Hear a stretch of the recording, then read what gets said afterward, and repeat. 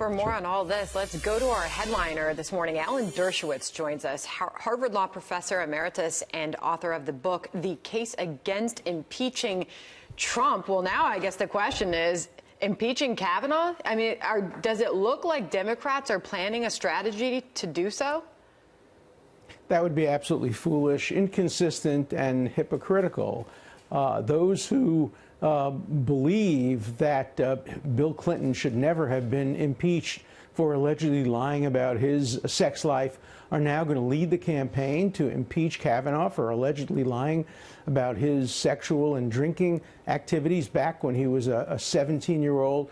It's hypocrisy run rampant. The Constitution would not permit impeachment of a sitting justice for actions he took while a private citizen 35 years ago. Nor, I think, would it permit using the laws of perjury, which are very tough. They have to be about a material fact. It has to have been a deliberate lie, not forgetfulness, not a boast, not an exaggeration, but a willful, deliberate lie about a material fact. I think that the Democrats are shooting themselves in the foot. We ought to be moving forward. Let's judge Justice Kavanaugh on his performance as a justice of the Supreme Court. I'm particularly outraged at my colleagues and students at Harvard Law School, those of them who have made it impossible for Kavanaugh to continue to teach there. It's rampant McCarthyism at its worst, reminiscent of what I experienced when I was a student at Brooklyn College in the 50s, where professors were fired because it was suspected that they went 17 or 20 years old. They might have been members or fellow travelers of the Communist Party. We just have to put an end to this. How do you do that, though? And these kinds of vengeance inquisitions have to stop. How do you do that? Well, I mean, obviously, we've come to this point.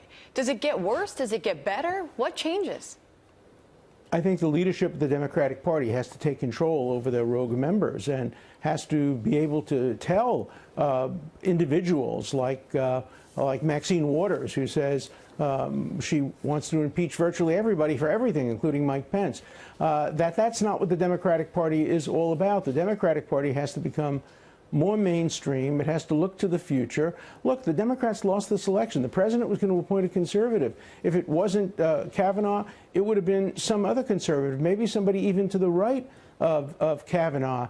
And the idea of searching for reasons not to confirm and violating all kinds of due process. And now comes the ACLU, which puts money before principle. And my question to the ACLU is, how are you going to appear in front of the Supreme Court now? You've clearly alienated at least one of the justices, maybe even more.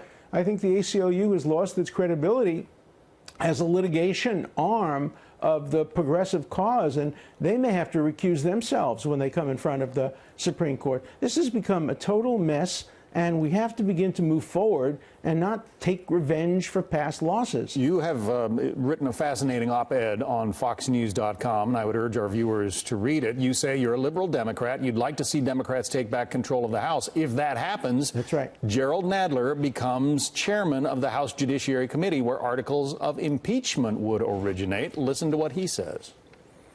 This has got to be thoroughly investigated. I hope the Senate will do so. If he is on the Supreme Court and the Senate hasn't investigated, then the House will have to. So what would be your advice to Representative Nadler?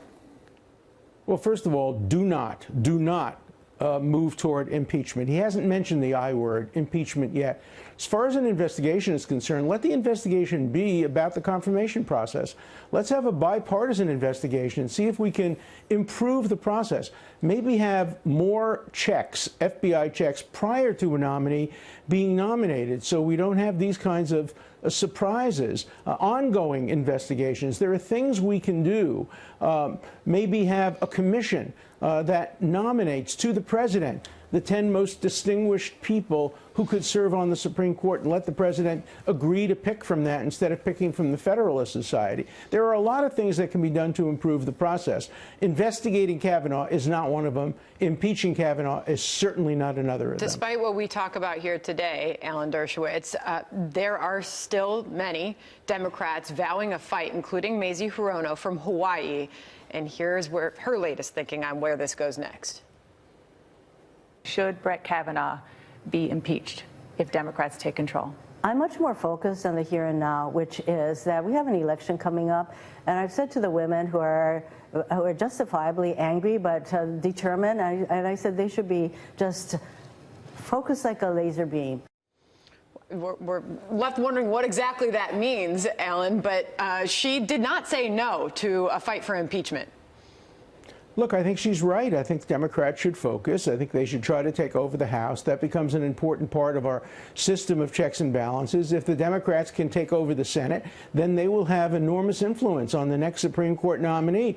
That ought to be the focus. Look, Brett Kavanaugh was not my choice. I'm a liberal Democrat. I would have appointed Merrick Garland again. But the Democrats have to be wise and sensible and just and moral and not violate due process and civil liberties in an interest of wreaking revenge on a loss that was in large part self-inflicted by extremists within the party. I want to read part of that Fox op-ed that you wrote. You say, Democrats may try to move it forward by alleging that the grounds for impeachment include perjury committed by nominee Kavanaugh. But that would, in his testimony at the Senate Judiciary Committee confirmation hearing, but that would be a ploy somewhat akin to the phony perjury grounds used to impeach President Clinton. You think there are comparisons? Right. Yeah. Oh, I think there are comparisons, and the irony is that the very same people who justly complained about the use of perjury against Bill Clinton are now demanding the use of perjury against Kavanaugh. Do they have no shame? Do they have no memory? Do they have no concern about being called hypocrites? Is it really the case that if the shoe is on the other foot, the principle goes out the window? Shame on Democrats who would apply the same principles that they opposed when Bill Clinton was impeached to impeach a sitting justice of the Supreme Court. Shame on them. Professor, I think it was Mazie Hirono, who we heard from just a second ago, who also said that now looking forward, Brett Kavanaugh's time spent on the Supreme Court will be tainted, was a word she used. She said there will always be an asterisk next to his name. What do you expect, finally, if you could, Brett Kavanaugh's time on the Supreme Court to look like, considering this intense fight he went through for confirmation? He will be like other justices, a conservative. He will move the court slightly to the right. My hope is that, having been through this horrible experience, maybe his sensitivities will increase toward due process, civil liberties, the right of free speech. But the asterisk next to his name is ridiculous. He was confirmed. He will serve on the Supreme Court. There will be no asterisk. He will be judged like every other justice. I will agree with some of his opinions. I will disagree with others' opinions. I'll write op-eds criticizing the opinions I disagree with. That's the way our system of checks and balances should operate. I know that you also said in that op-ed, an investigation into 36-year-old charges against a sitting justice would be an abuse of the powers of Congress.